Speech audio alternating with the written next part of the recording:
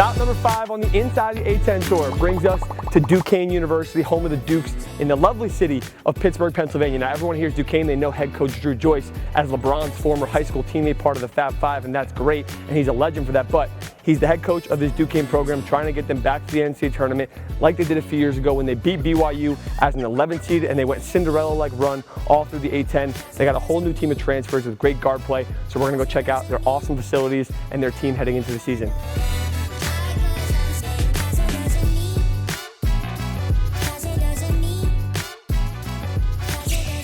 Get moving.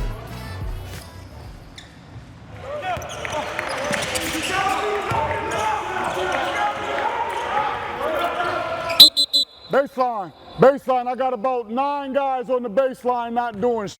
Hey, you get the hit ahead, you push, you try to test middle as well too.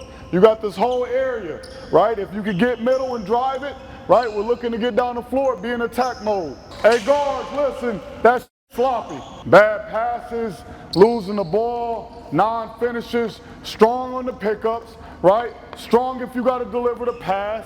Get to the areas, see up the floor. The bigs are working, the guards, man, that's trash. Be better. You can barely catch your breath. This is where you're gonna quit. This is where you want to quit. I can see it already.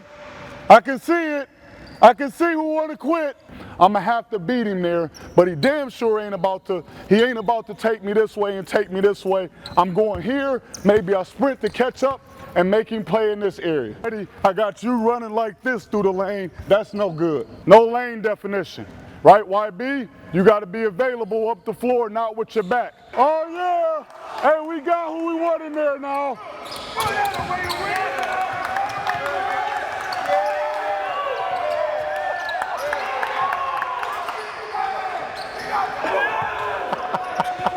Get back in there, Josh.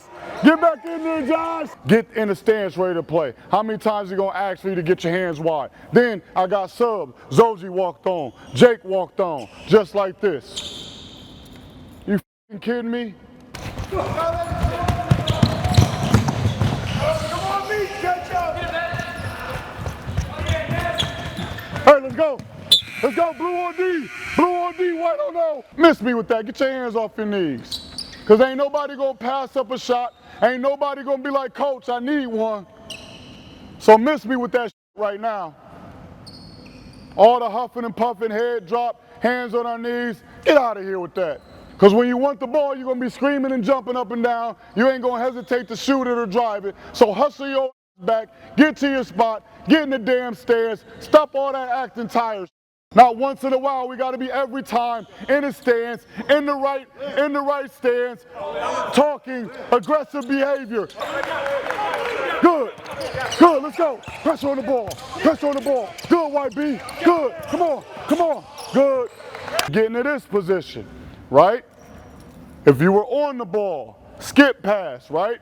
Making the skip pass hard, it should loop over, boom. You're getting back to this position. Shot goes up. We find our guy, into him, box out, hold him there. Don't let him gain any ground, any direction making towards the basket. Got it? Collect the rebound, next 2 on. I got head coach Dru Joyce here, head of the Dukes of Duquesne. My man, appreciate you obviously for being here. We're talking to your players. We watched you run at practice a little bit and also command practice a lot. But I saw you getting there. Is that a usual thing? You're getting busy with the guys like that? Yes, especially like in some of like our smaller group workouts with the point guards, like to get in there. Once upon a time I played the position, right? So it wasn't that long ago. It feels that way. But I think it helps, right, as the coach and you're talking to the point guards, that relationship, because I do put a lot of emphasis on that position from, you know, an organization standpoint and a leadership role of, you know, just being in sync. And that helps just, even if we're just doing simple as ball handling drills, just that command and that constant feedback and conversation between me and them, I think goes a long way as the season goes on. It helps them, obviously helps you to work on their craft a little bit with them, the tiny things that you guys need to change and they might need to improve or whatever it needs to be to fit what you guys need to do as a team. But I feel like it helps them so much develop, because you played obviously in high school at a high level, you played at college at a high level, you played in pros overseas all over. So like that experience for them has to be so incredible because the tiniest things they probably pick up that you don't even notice sometimes, right? I'm sure. Like, and those are those nuances, right? That's when you think about it. Like as a player, if you go back in your time and your experience, those are things that you picked up on, and myself, and you learn from a coach or older player, things that they may not even be teaching you, but you're just observing. So I don't really move that well, but I don't know. I saw you out there. You were moving pretty well. But like I said, hopefully, I think more of just the bond, right, is what I'm really trying to create. Just a bond of trust, of communication. Like I said, I can't move like them anymore. And I'm not trying to, really. But I am trying to create that bond and understanding between coach and floor general out on the floor. And hopefully, like I said, during those tough moments in the game or at any point in the game, like those are things, this time we spent together, like those moments, they help us through certain situations. For sure. Obviously, a lot of people know you for being part of the Fab Five in high school, playing with LeBron at St. Vincent St. Mary's 4 years in a row together. You guys won, what, 3 state championships? Three out of 4. 101-6 record, is that right? That sounds about right. Yeah, it sounds about right. It's spot on. 101-6 record. Obviously, playing with LeBron comes with so many things, and being able to see him grow. And we're not here to talk about LeBron, but he has an impact on this program because of that. And it'd be stupid to not mention how great in his stature of an athlete and a celebrity and a personality is and wisdom, but what has his impact on the program been? Because even if it was the one time where you guys got to go to watch a game and go meet him afterwards, for the guys, like, what does that do for them? Man, sometimes, like, from my position, I'm a little unsure. I know him as my brother, as one of my best friends, and I don't even place some of that impact on him because I see him from a day-to-day. Right. We've been through so many journeys together, but like taking a team of young 18 to 22-year-olds to meet him, I was surprised of how shocked they were, right? A group of young guys that are confident, they talk all the trash in the world, they're frozen in that moment of like, oh, this is someone I see on TV, this is one of the greatest basketball players to ever pick up a basketball and play this game, and now I have a chance to say what's up. You won't believe how many guys like stammered and stuttered and like were trying to say what's up, but like nothing came out but a whisper. And I was like, man. I think about it, like a lot of them were probably born right around when he got drafted. Yeah. For time-wise, so like that's kind of wild to think about. Like, oh, that like their entire life he's been on top of the basketball world since they can remember, and it's still that way. So to them, it's like not even a real person almost. I guess, right? And like I said, that's hard for me to envision at times. Right, yeah. But like, it put a reality on it. Like when I took my team there and they had that opportunity, and I'll say this, right? Immediately, because this is who he is. He takes that wall down. Right, guys, what's up? You know what I mean?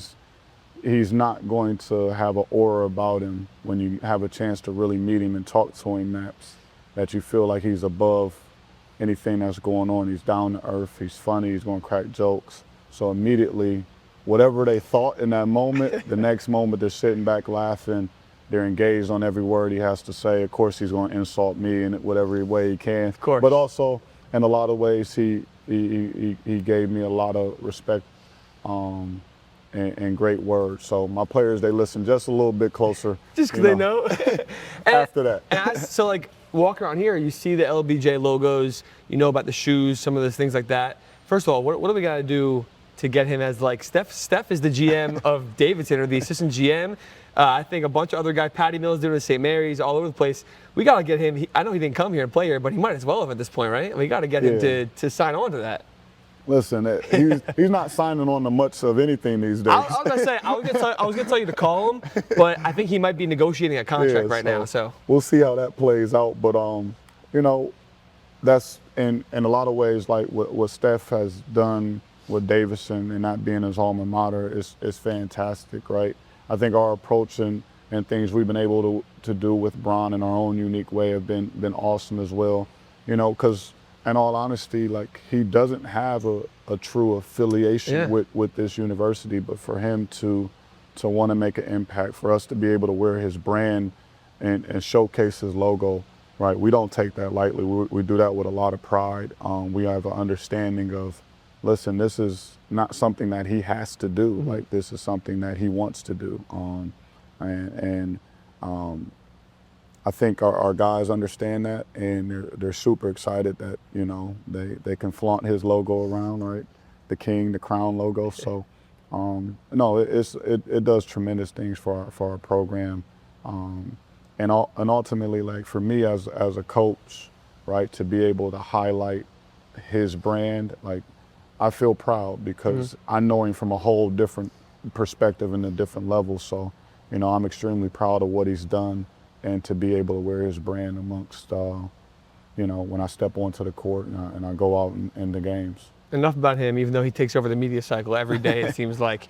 I know you know this is coming. I want to pull up this, your freshman year state championship game. Story wasn't about LeBron.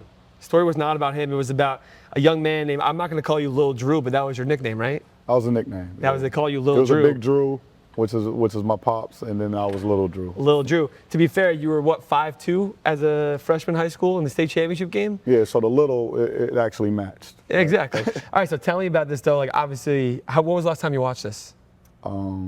It cycles through my timeline at times, but, like, I don't watch it too much. I'm going to make you watch it. Is that okay? Okay. All right. I know you're a humble guy, but you have to anyway. Tell me what was going through your mind this game and how those kind of came, because you look confident. 5'2" freshman at Ohio State state championship game. You go 7 for 7 from 3 in 8 minutes. And it looks like you were chucking up moonshots. You kind of had to, right? Yeah. You know, honestly, when I checked in, right, this is a state final game, I was a little bit disappointed. I was down on myself because I hadn't really played much in the past 2 games. Mm-hmm. And I just wanted to play better because I was like, man, the coach, and that's my guy, Coach Danbrot, I was like, man, he's not rocking with me right now. Yeah. Not from a standpoint of, like, a dislike, but, like, maybe he didn't think I could do it. So, like, from the competitive standpoint of me, I just wanted to play better. And I had a small role on that team, right?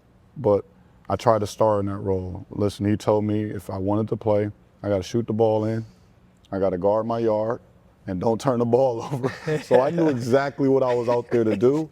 And, you know, like, my defense was tough that game. I did not turn the basketball over. Clean sheet. I don't know if you dribbled the ball once. Yeah, I had a Clay Thompson game. I didn't have to put the ball on the floor. Literally. And they went zone, and I got open. I forget who said it before. It might have been Jake or someone said, like, why are they playing zone after he hits the first 2? Like, what are they doing? Yeah, they were such in fear of our slashers, Bron, and then we had Maverick Carter, who's a business partner of his, who was literally the player of the year in our division, right? And then we had some other pieces, so they were so worried about those guys that no one concentrated on me. Yeah. And that's cool. Get your moment, exactly. That's all right. I didn't expect them to, but, you know, I'll make you pay for it, I guess. that was the mission then. No, I like it. And it's a good experience you've had all over, but let's talk about this team here at Duquesne now. So the first time Duquesne has ever been to the tournament in modern era, tournament expansion era of the bracket, was the one time a few years ago that you were, I think, assistant or associate head coach, and you guys are the 6th seed in the A10. You obviously want to win the A10 tournament, but the expectations are that you won't. And not only do you win the A10 tournament, but you win the NCAA tournament game in that one time. Like, a school that doesn't have a lot of basketball proven history in the NCAA tournament, what did being on that staff and having a couple of guys that are still on this team play for, and at least be on that team and in the program for that? How does that kind of help gear you guys towards what you want to do this year? Yeah, you just use moments like that as try to continue the trajectory, right? And that's essentially what we've been able to do. We kind of restarted when I take over the helm. I'm new to the position. It's my first time stepping into that role. Mm-hmm. So, like, you're going to have your flaws, your ups and downs, and things you have to figure out. But naturally, the spirit of winning still, right? We're still a part of that, and we still have that urgency and that sense of, you know, trying to win a championship here, because we have guys in this program right now currently that have done it before, and we want that experience again, because there is no, amongst college basketball and coming out here every day, there is no better experience than to earn your bid into that tournament, right? That's what you're playing for. That's the ultimate goal, and we're just trying to continue on history. You talked about the modern day, and you're totally correct in that, right? It hadn't been done in almost 70-something it was since. I don't think it was that far in the 70s, but almost 50 years. It was 70-something. Yeah. No, I mean in 1970-something. Yes, exactly. So, but if you date back, and I don't, it's things of the past. Like Duquesne is built on a lot of basketball success, and it's fantastic because those guys that are around will still come around, and they carry that with them. Like, listen, we were once cream of the crop, right? We were once one of the best teams in the country. And I love when they come around and they get around our guys in the program, because they carry a different sense of confidence. They don't care what happened for 30 or 40 or plus years, right? Yeah. They know what they were able to accomplish here, so they embody that championship spirit, and they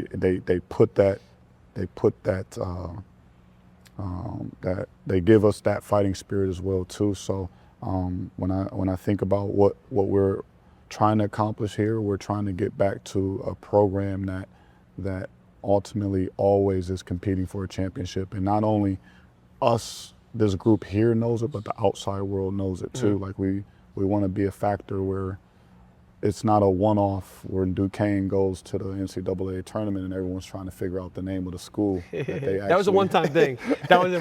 Listen, it's a good thing. It happens once. It happens to every school. Like it happened to George Mason and VCU, Florida Gulf Coast, Queens this year. It happens to everybody, I feel like. Yeah, no, it's part of the underdog role. No one sees you coming, but like we want to be able to change that element, right? And it's extremely challenging, right? You just talked about it. We went as a 6 seed. That's how tough the A10 is, right? We never felt like a 6 seed. If we kind of go through certain stretches of the season, we were playing the best basketball or one of the best teams at that current point in the season. Towards the end of the season, the last stretch over about 8 or 9 games going into the tournament, no one was outplaying us and playing better basketball than us at that point. So we just kind of rolled with that momentum, and sometimes that's what you need as you drive into a tournament. That's college basketball. It just happens like that in postseason play. So talk to me about this year's team, though, because you guys have, I think, 4 different Power 5 transfers. 3 of those Power 5 guys are, 6'8" or bigger. You have a couple of guys coming from the A10 and Josh Smith, who scored 16 points a game for West Georgia off the bench. I'm watching him practice. He is a dynamite scorer. You obviously have Yoav, who was all A10 second team for Queens that went to the NCAA tournament, and he plays a different, Luka Doncic style, slow pace. I call it an old man game in a very nice complimentive way. But you have this really big mix of players this year and a ton of transfers. So tell me about this team. Tell me about the identity and why they shouldn't be underrated in the A10. Yeah, we definitely had to rebuild it. We lost a lot of seniors and lost a few players to transfer. But I think what we were able to do in the transfer portal and adding pieces and elements to this team, right? We were able to keep size and remain big, and that was a goal of ours, right? We still wanted to, make an impact on the inside, and I think we did that in our last season. Really were able to increase our interior presence, so we still were able to do that. And then ultimately, when it came to the guards, the offense needs playmakers. So we were just trying to search for who are quality playmakers, guys who can create shots not only for themselves but for others, and because we know what makes this offense flow, what makes it go. And then the next thing was character, right? Which is the biggest thing. I don't want to say it's the next thing, but the right character fit, competitive nature, guys who are disciplined, that can show up every day, right? That's a separation right there, right? There's so many good players that just can't bring it every day, and you see those results when you look at what they're doing on the court and on the floor. And we really wanted to identify guys who consistently can perform at a high level every day, consistently can do that in practice. I see you prioritizing that in practice. They're lacking. They're not talking for 1 second at the highest volume possible. You are on them. You're like baseline. We're moving. You're. It's hard love. It's in the best way possible. It's healthy for them. But I see that in your guys' culture where you need everybody to be locked in and putting every ounce of effort possible every second, right? Yeah, I think, if you look at any great teams and you think about even great coaches, man, it's about standards and being able to make sure you meet those every day. And we're kind of in that mind frame that these guys don't quite know. And really, I'm just trying to establish it, and that's one of the biggest keys as we go through these summer workouts, man, just establishing, hey, how we need to be, how we need to act and perform each time for every rep and every chance we get, because we want to make that a habit. We want for that to be our identity of who we are. And we're doing it now. So hopefully reap the exactly, yeah. So you reap the benefits Yeah. later. If we can walk away from this summer session and with the right understanding of what our standards are and being able to live up to those, I think we can sit back as coaches and write through pros and cons and recognize that, all right, we were able to accomplish some really good things during our summer summer workouts. I let some fans ask some questions. I like to get them involved and let them be Okay. heard. Although I was very selective about what made the cut. Do not worry, Cool. because sometimes people, whatever. But all right, Michael Brownfield, big Duquesne fan, said he wants to basically know about what the plan on building the roster in the offseason was this year, because it looks very different. You said you're a guard, you're a point guard at heart. You want really good floor generals, but you also went after a lot of size, right? Yes. So, it wasn't necessarily intentional to be as big as we were at the guard spot. I just thought certain players were the best available, right? Izaiah Pasha played in this gym 2 years ago. And so did as a Yoav last freshman, year too. And he was kicking our butt. Yeah. And I really liked him. I watched him through his high school, through his prep year. So I had a feel for what his game was and what he could do. And I thought, man, that he's a good player. Right, I think he can really excel with this team and at this level. So, yes, he's 6'5" at point guard, but listen, if he was 6'2", I still think he could be really good. And then Yoav Berman, once again, he played here. And I just thought he was a warrior. Right? Yeah. They were down 20 in here, and he's got character to him. He battled back. He never wavered. And what I love about Yoav is the versatility. This guy played the 3 and the 4 as a freshman, moved, came around screen, shot it at 40%, did whatever he had to. Well, going into the season, he was slotted to play the 3 and the 4, and he winds up having to play the point guard.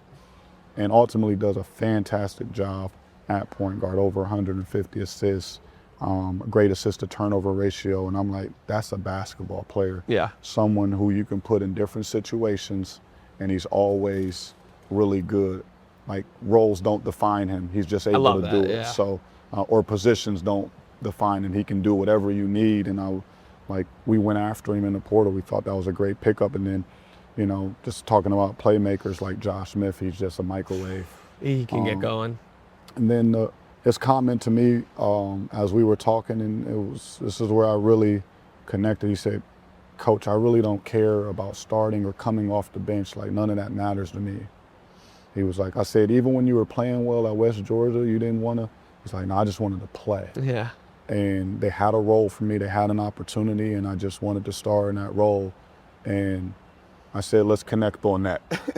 That's a connecting point for me sure. and you. Because, listen, there's different roles amongst the team, right? Some are starting roles, some are, I just need you to be a big-time slasher and defender, and he's a guy who can connect with that, right? Need you to be a playmaker. I need you to go guard the best player. All right, Coach, I'll go get it done.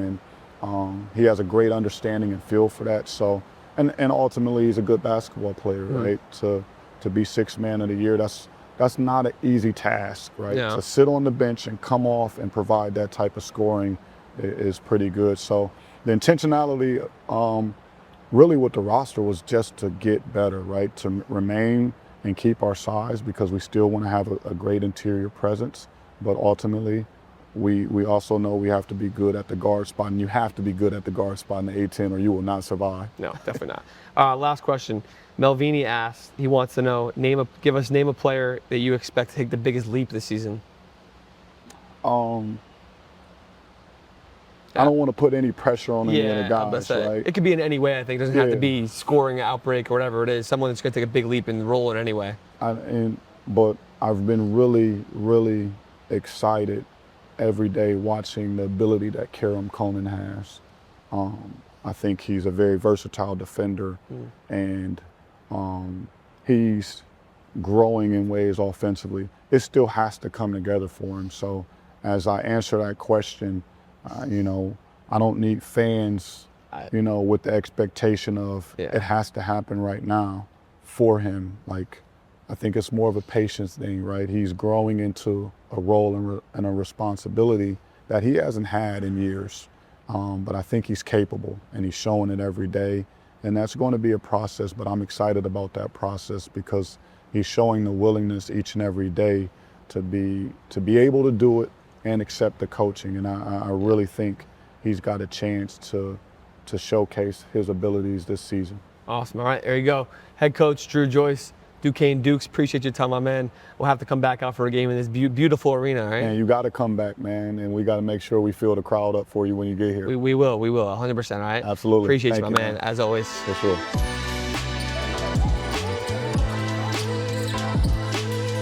We got Yoav Berman here, transfer from Queens, North Carolina, coming into Duquesne. How's your time been in Pittsburgh, by the way, so far? It's been great so far. Like the city, like the weather, like the food. Great people. Favorite thing about Pittsburgh? Duquesne. Okay, fair play. So you played 2 years at Queens, obviously. Last year you were all A-Sun first team? Second team. We'll get to A10, it's all right. All A-Sun second team, but you guys went to the NCAA tournament. You played in the NCAA tournament game. You won the A-Sun championship. Like, tell me about what that was like being on the team and kind of how that's kind of helped you prepare for coming here to Duquesne and stepping up a level in conference play. Yeah, so obviously playing NCAA was probably one of the coolest experiences I've ever had. And Queens, we played a lot of high majors in our non-conference schedule, so it helped me kind of prepare my time here at a higher level. So I'm looking forward to playing at this level. And that's the goal. You guys want to get to the tournament, right? Yeah. All right. Last year, November, you guys played here. Yeah. You had maybe your best game of your college career, potentially. 22-5-4 at Duquesne, even though it was an overtime loss. Yeah. Yeah, I had a pretty good game, but we ended up losing, and so it kind of sucked. But when you were here, is in your brain ever, were you thinking like, I could play at a place like this, or is it cool? Like, was that a thought even then, or is it just coincidental that you ended up here? I mean, kind of a little bit of both, maybe. Yeah. Like, you know, I got here, facility was great. You know, the team played pretty good team, so kind of opened my mind. And then I think once I had a good game, I was kind of on the radar. So. And they knew about you. Yeah. They were like, we want him on our team, basically. Yeah. All right, so talk to me about kind of Coach Joyce and the coaching staff. It was intense in there. It was an intense practice for sure. I know we talked about it a little bit. You seem super calm and even keel amongst all that craziness, and I feel like that kind of represents your play style a little bit. Slow stepping, Euros, international flair, right? Yeah, a bit. You know, I played some basketball in my time, so played on a few teams. But yeah, just kind of being more focused on talking the last few practices and communication and just being on top of things and listening and executing. What's been the biggest challenge for you as a transfer, knowing you guys have a team full of transfers and new guys? There's a few returners, obviously. Yeah. They kind of keep the core a little bit, but what's been the toughest part for you as a transfer? I guess kind of settling into like the new schedule and like new habits. But we're getting used to it. You know, we got here everything we need. If it's food, if it's, you know, time on the court, coaches, like people available to help you. So it's definitely helps. All right, there you go. Yoav Berman, good luck this season. All right?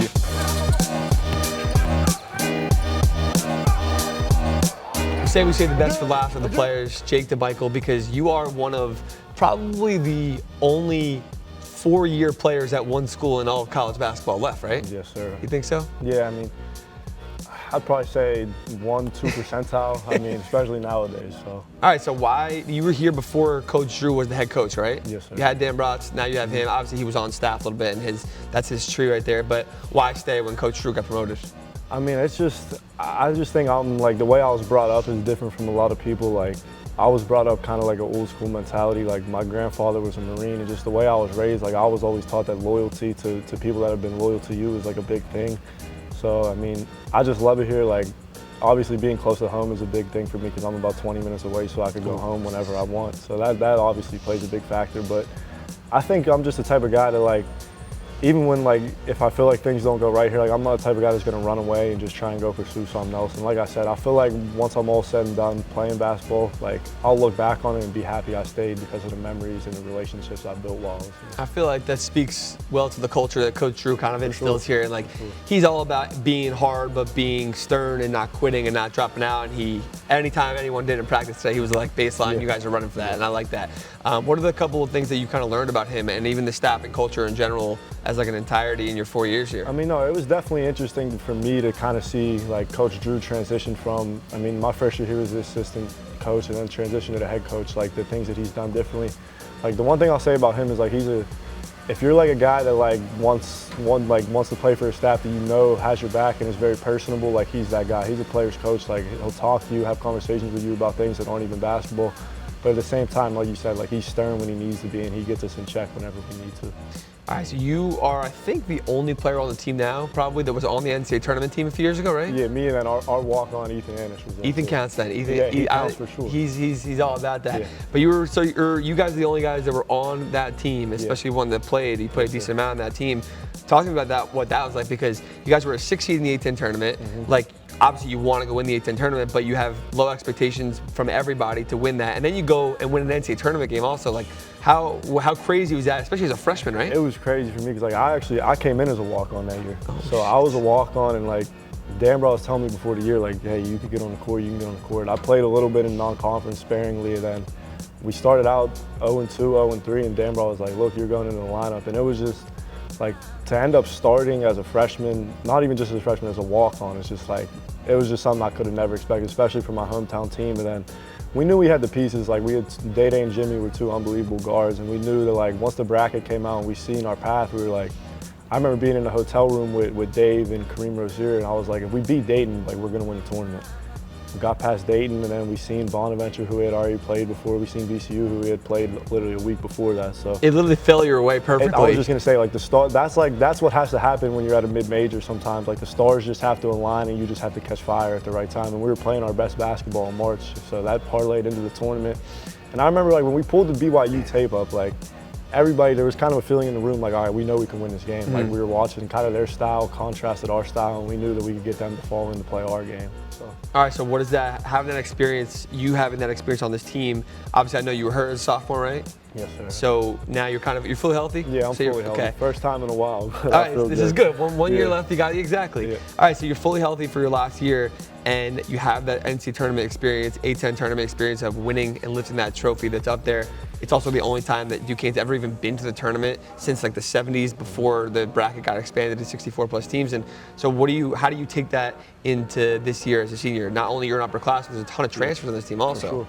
I mean, I think one thing about me is like, I'm always going to be cool, calm, and collected under pressure. I mean, especially being in this league, like you go to tough places. When you go to Dayton on the road, there's 14,000, everyone's standing the whole game.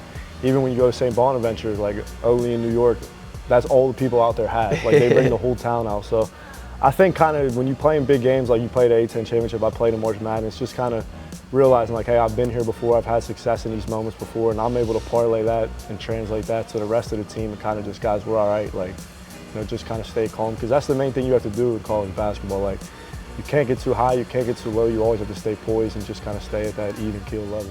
I like that. You guys had a good squad. Hopefully that's the goal, right? Get back to where, get back there. I mean, you know, it's hard, like with the landscape of college basketball, you have a different team every year, transfers and whatnot, but I'm like, I got a really good feeling about this group just character-wise. Like, that's one thing I've noticed. We got a lot of good people in the room this year who, you know, like we show up every day ready to work, which is something that I haven't always seen in the past, so I'm excited for that. Exactly. All right, there you go. Jake DiMichele, appreciate you, brother. All right? Appreciate you.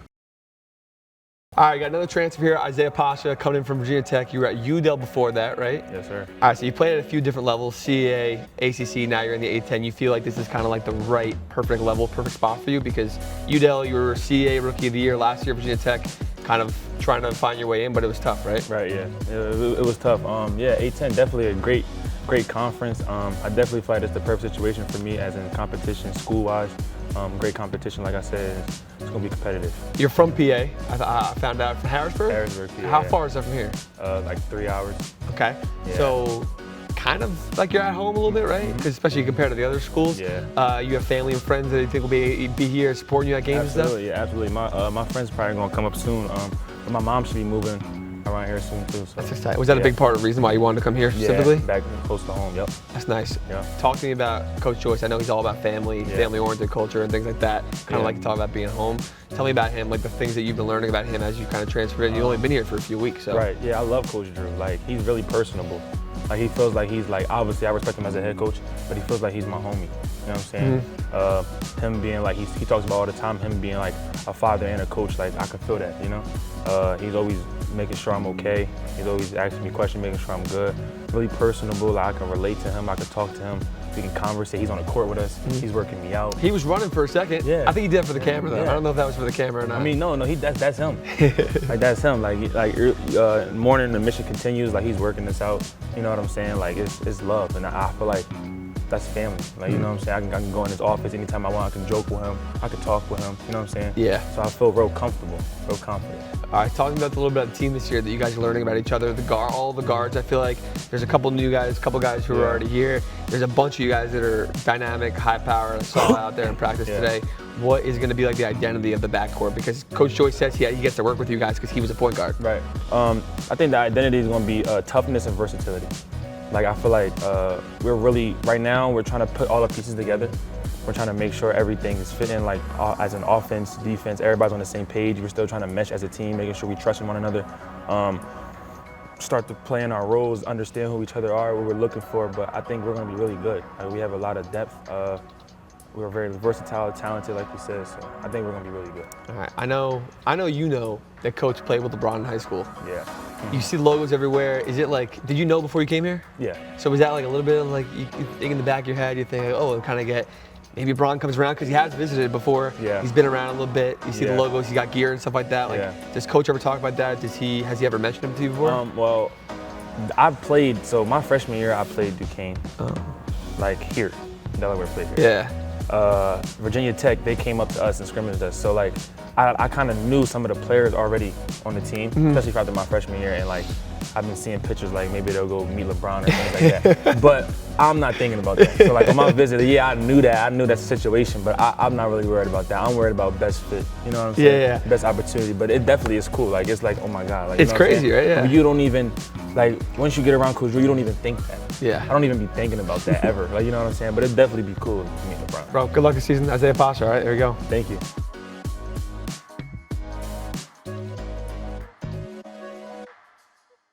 So that is going to be it for Duquesne University, stop number 5 on Inside the A10.